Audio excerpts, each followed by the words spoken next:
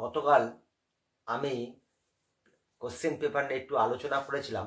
তখন আমি একটি কথা বলেছিলাম, আমি 1.5 ঘন্টার মধ্যে ভিডিওটা চেয়েছিলাম, মানে উপরে উপরে দেখেছিলাম, মানে বুঝতেই পারছ রাফ আমি দেখেছিলাম, সেটা নিয়ে আলোচনা করব এবং কিরকম কাট অফ যেতে পারে সেটা নিয়েও আলোচনা করব। এইবার কোশ্চেনটা নিয়ে একটু আলোচনা করে নিই। দেখো, প্রথম আসি কেমিস্ট্রি নিয়ে। কেমিস্ট্রি গতবারের সমতুল্যই কোশ্চেন হয়েছে, কিন্তু দু একজনের আপত্তি আছে। একটা কি দুটো কোশ্চেন গতবার থেকে হিসাবের মধ্যে একটা দুটো কোশ্চেন হার্ডের মধ্যে আছে। এই হলো কেমিস্ট্রি ব্যাপার। কেমিস্ট্রি নিয়ে কোনো কথা বিশেষ নেই। এইবার আসছে বায়োলজি। বায়োলজিতে প্রায় 4টে থেকে 5টা কোশ্চেন এনসিইআরটির বাইরে থেকে এসছে বলে ছাত্ররা দাবি করছে, কিন্তু খুব চিন্তা ভাবনা করলে ওগুলো উত্তর দেওয়া যায়। তাহলে মোটামুটি 5টা একটু গন্ডগোলে কোশ্চেন থাকলো। এইবার যেটা হলো সব থেকে প্রবলেমের জায়গা হলো ফিজিক্স। এই ফিজিক্সটা মোটামুটি 10টার মতন কোশ্চেন দেখছি, 10 থেকে 11টা কোশ্চেন দেখছি, খুবই লেন্দি হয়েছে, খুবই কঠিন হয়েছে এবং প্রচণ্ড সময় খাবে। এই হলো ব্যাপার। তাহলে সব মিললে হচ্ছে 15 থেকে 16টা কোশ্চেন হচ্ছে। দেখো, আমি একটা জিনিস তোমাদের কাছে পরিষ্কার করে বলছি, 2 মাস ধরে একটা কথা বারবার বলে এসছি সকল ছাত্রকে, যে তোমাদের ফিজিক্স নিয়ে খুব ভুগতে হবে, ফিজিক্সটা পড়ো, বারবার কথাটা বলেছিলাম। সেটা কিন্তু অক্ষরে অক্ষরে মিলে গেছে এবং সারা ভারতবর্ষে এর প্রত্যেকটা ছাত্র এবং সকলেই স্বীকার করছে ফিজিক্স একদম কঠিন হয়েছে। যেখানে 10-11টার কথা বলছি, আমি যেটা বলেছি সেটা একদম 100% সঠিক হয়েছে। তোমাদের আমি কিন্তু অনেকদিন আগে থেকে বারণ করছিলাম। এইবার কাট অফ নিয়ে। আমি কিন্তু কোনো জায়গায় কাট অফ দিইনি। আমি বারবার বলেছি ভোট মেয়ের কোশ্চেন ভালোভাবে দেখবো, বুঝবো, ঠান্ডা মাথায় হিসাবপত্র করে আমি দেব। আমি মৌখিকভাবে কাট অফ দিয়েছি।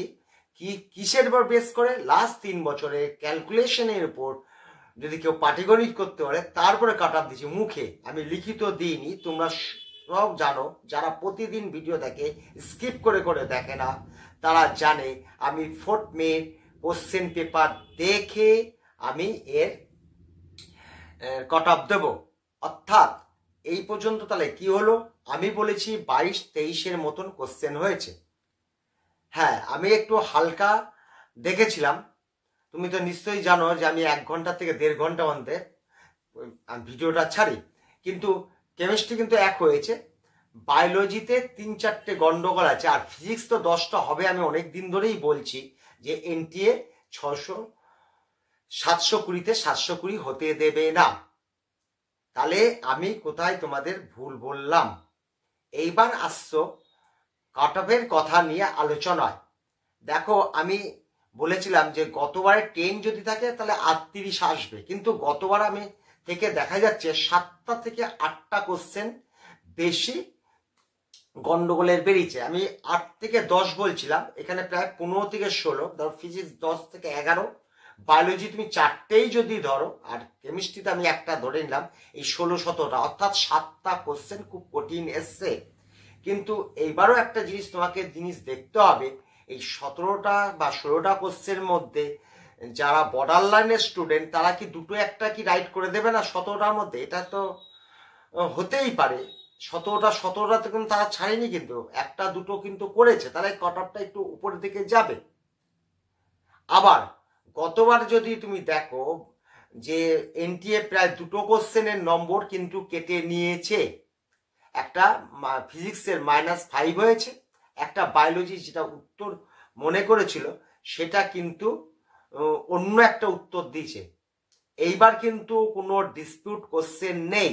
7ম বছরে এসে এদের আর কোনো ডিসপিউট কোনো কোশ্চেন নেই। অর্থাৎ তুমি যদি ধরো 17ই যদি ধরো, দুখানা মাইনাস করলে তোমার 15টা কোশ্চেন ডিসপিউট হচ্ছে, যেখানে আমি 10টা তোমাদের অনেকদিন ধরে বলছিলাম 8 থেকে 10টা, 6-7টা মতন কম হচ্ছে।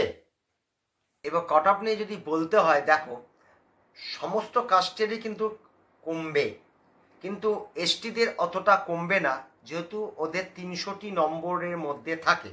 ওরা মূলত বায়োলজি আর কেমিস্ট্রির মধ্যে দিয়েই ওদের নম্বরটা তুলে নেয়। 75টা মাত্র কোশ্চেনের উত্তর ঠিক করতে হয়, 200 আর 100 ফিজিক্সে শূন্য পেলেও হয়ে যায়। এদের সেরকম চাপটা আসবে না। কিন্তু এবার এসসিদের দেখো, এসসিরা কিছুটা হলেও ফিজিক্সের পর নির্ভর করে, কিন্তু ফিজিক্সটা ওদের অতটা বেশি নম্বর তুলতে লাগে না। মোটামুটি ওদের 100 তুললেই হয়ে যায়, আর 150 কেমিস্ট্রির মধ্যে তুলে ফেলে, তার মানে এখানে 250 হয়ে যায়। আর বায়োলজিতেও ধরো 300, অর্থাৎ কেমিস্ট্রি নিয়ে কোনো ওদের ব্যাপারটা নেই, পুরো নম্বরটাই তুলে নিতে পারছে 150 মতন যদি ধরে নাও। আর বায়োলজিতে ধরো 300 মতন এরা তুলে নিল, হয়তো 10 নম্বর কম থাকলো, আর ফিজিক্সটা হয়তো কিছু কম পেল। এদের সেরম কিছু মাইনাস হবে, সেমন কিছু কম হবে না। এইবার আসো ইডাব্লিউএস এর। ইডাব্লিউএস এর ব্যাপারটা হলো, আমি বলেছিলাম 595, পুরো 2.5 মাস ধরে বলছি, খুব বিপদ হলে 600। যদিও এটা পেপারের উপর নির্ভর করে, তাও বলবো ওই একই কথা বলবো, 595-এর উপরে যাবে না, ওর থেকে কমই থাকবে। এইবার আসছো প্রথম 3টে কাস্ট, এদের কিন্তু 7টা-8টা কোশ্চেন কিন্তু এরাদের পেতে, নম্বর পেতে কষ্ট হবে। আমি 2-1টা ভিডিও আগে বলছিলাম, একটা কোশ্চেনে 4টি নম্বর থাকে, 7টা-8টা মানে প্রায় 32টা নম্বর এদিক ওদিক হয়ে যাচ্ছে। কিন্তু এই জিনিসটা কিন্তু অনেকেই খেয়াল করছে না কথাটার মধ্যে দিয়ে, যে ফিজিক্সটা একটা অস্বাভাবিক প্রশ্ন করেছে, মানে একটা কেমন ধরনের কোশ্চেন যেন একটা হয়েছে। এত বাজে কোশ্চেন হবে কেউই ধারণা করতে পারিনি। আমি কিছুক্ষণ যে আগে হিসাব দিচ্ছিলাম, 16-17টার মধ্যে যে হিসাবটা দিচ্ছিলাম, 5-7খানা মতন কম আসছে কিন্তু। এবং ইউআরদের তো অবশ্যই কাট অফ ভালোই কমবে, এদেরও কমবে, বিদেরও কমবে। এই যে যারা বর্ডার লাইনে রয়েছে, কাট অফের জায়গাটায় যারা রয়েছে, এবং 20টা মিনিট যে সময় কম ছিল, সেটা ফিজিক্সটা কিভাবে নষ্ট করেছে তারও একটা হিসাব করতে হবে। কিন্তু এইসব দেখে তোমাদের আমি আশ্বস্ত করছি, ভালো কাট অফ কমবে, টেনশন নিও না। কোশ্চেন আদৌ ভালো হয়নি, সেফ ফিজিক্সটা খারাপটা হলো দেখে।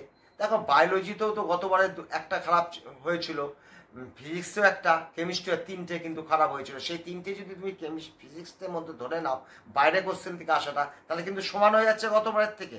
দেখো গতবারে 3টে মানে ফিজিক্স, কেমিস্ট্রি, বায়োলজি সবগুলোতে একটা প্রশ্ন করে খারাপ হয়েছিল। সেই 3টেকে যদি বায়োলজির মধ্যে ধরে নাও, যে 4টে মতন 5টা মতন বাইরে থেকে এসছে, তাহলে কিন্তু সমান হয়ে যাচ্ছে। কিন্তু ভিতরের ব্যাপারগুলো বুঝতে হবে। যা গন্ডগোল বাঁধালো ফিজিক্স, যদিও আমার যারা সাবস্ক্রাইবার এবং আমাকে যারা ফলো করে, তারা বারবার বলছিলাম যে ফিজিক্স দেখো, ফিজিক্স দেখো, কেন একমাত্র এনটিএ ফিজিক্সকেই চাপ দেবে। এইবার এগুলোকে আমার একটু চিন্তা করতে দাও, 2-1 দিনের মধ্যে তোমাদের আমি ফাইনাল কাট অফটা দিয়ে দেবো। তাড়াহুড়া করছি না, কেননা অনেকেই এই পর নির্ভরশীল আছে, যারা তাদের হয়তো লাস্ট জব, তারা বেশি সময় নষ্ট করবে না। অনেকগুলো ব্যাপার আছে, যাই হোক এটুকুনি আর কিছু বললাম না। টেনশন নেবে না, ভালো কাট অফ কমবে, সেটা আর 2-1টা দিন লেট করো, আমি তোমাদের অবশ্যই জানাবো। টেনশন নেবে না। আর এই পরীক্ষাটা কিন্তু ধৈর্যের এবং ঠান্ডা মাথার পরীক্ষা। উত্তেজিত হয়ে কাউকে কিছু বলা বা কোনো কাজ করা, তাতে নিজেরই ক্ষতি হয়। এগুলো যখন সকলের নম্বর কমছে, তার তোমারও নম্বর কমছে, তাহলে জিনিসটা কিন্তু একই গিয়ে দাঁড়াচ্ছে। এইটাই ছাত্রদের মাথায় আমি ঢোকাতে পারছি না। যখন কোশ্চেনটা খারাপ হচ্ছে, তখন সকলেরই নম্বরটা কমবে। যে 700 পায় তার হয়তো 15 নম্বর কাটা যাবে, যে 600 পায় তার হয়তো 25 নম্বর কাটা যাবে, যে 650 পায় তার হয়তো সেরকম ক্যালকুলেশনে কমবে। যাই হোক, এটুকুনি রাখলাম। সকলেই ভালো থেকো, টেনশনটা নিও না।